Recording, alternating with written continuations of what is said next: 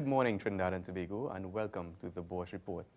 Well, last week, the Minister of Finance delivered what could be said to be quite a contentious budget with a lot of talking points, mostly for consumers and, well, for a lot of persons and commentators saying that the middle class would have been affected to a great degree, with one of the major points being in the decrease in the fuel subsidy and also the increase in the price of super gasoline.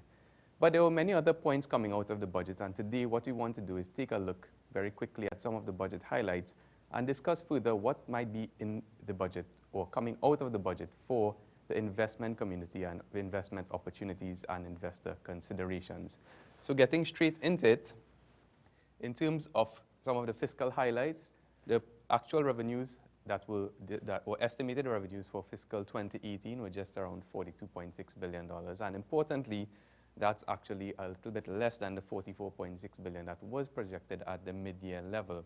So revenues coming in a little bit below projections there. However, expenditures were pretty much in line with what was forecast at around $48.8 billion. The result is what is apparently an increasingly or wider fiscal gap of about $6.26 billion for fiscal 2018, or 3.9% of then GDP. For 2019, there's a much better projection in terms of revenue generation by the economy. Expected revenues are around $47.7 billion, with expected expenditure actually increasing or carded to increase to around $51.8 billion. And the fiscal gap, that's the difference between what the economy earns and what it can spend, is just around $4 billion or 2.5% of projected GDP. So as we can see, a 12% increase in projected revenues and just around a 6% increase in projected expenditure. Now, if those projections do materialize, it will be some good news for the economy. In fact, it will mark a continued increase in revenue generation, where a low of $36 billion was generated in fiscal 2017, and it will also mark the first increase in expenditure, in government expenditure, since the 2017 period also, where expenditures fell to just around $48.9 billion in the previous year and around $49.7 billion in fiscal 2017.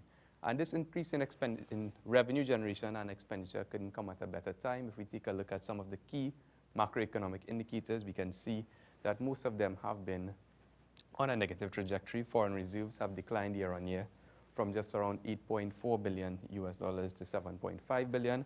What does that mean in terms of import cover? It has fallen from 9.8 months to just around 8.1 months. But it should be said that this is well above the international standards of just around 3 months. Net public debt continues to climb from $93.7 billion just a year ago to $96.6 billion at its most current figure. However, the increase in GDP has led to a reduction in net public debt to GDP, which is looked on by most economic followers as an indication of how debt-laden an economy is, and that would have fallen from around 62.6% to 60.9%. So one positive indicator, but in general, there has been a negative trend over the past few years. Now, for investors, several key things would have come out of this budget. The first being what was said and not said about Petrotrin. As you know, Petrotrin, or as most of the investment community would know, Petrotrin has a looming US $850 million bond maturity coming up in just around a year's time. And both local and international investors who hold these bonds are keenly looking forward to clarity and clarification on what or who is going to fit the bill for this $850 million maturity, whether it be refinancing, repayment, or other measures. Now, it hasn't been said, and the company is going to be in the process of reorganizing itself. So that much more clarity on the Petrotrin situation is certainly being sought by the international and local investment community. Secondly, and quite interestingly, the Minister of Finance did allude to the launch or prospective launch of an NIF2, or the so-called NIF2, on the back of a resounding success of NIF1, which, as you know, as investors would recall, there was $7.35 billion in bids for just around $4 billion worth of bonds. So certainly some unsatisfied demand that's left out there, which creates an opportunity for the government to raise some revenue or raise some funding through an NIF2 structure. Now, what assets could be included in such an NIF structures in similar fashion to the first one? Well, we took a cursory glance at what assets could be available in terms of most to least likely available. And some of the assets that could be in question would be this governments or corporations hold 64.4% holding in First Citizens Bank, which is an estimated value of just around 5.3 billion. Then there's a 66% holding in National Enterprises Limited with around 3.6 billion at current market prices.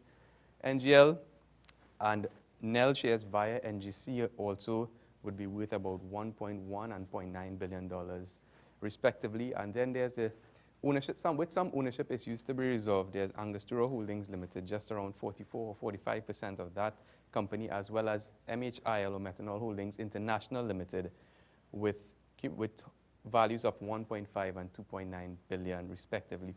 So cumulatively, there's a menu of assets which could be worth up to 15.2 billion. So certainly there will be some selection available and options available for the government in preparing an NIF2.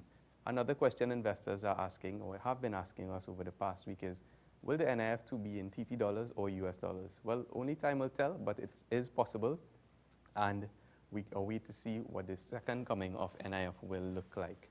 That's it for this week's edition. For more information, give us a call at 226-8773 or to Bourse. Email us at invest@boursefinancial.com or visit our website at bourseinvestment.com. Have yourselves a wonderful investing week. This has been the Bourse Report.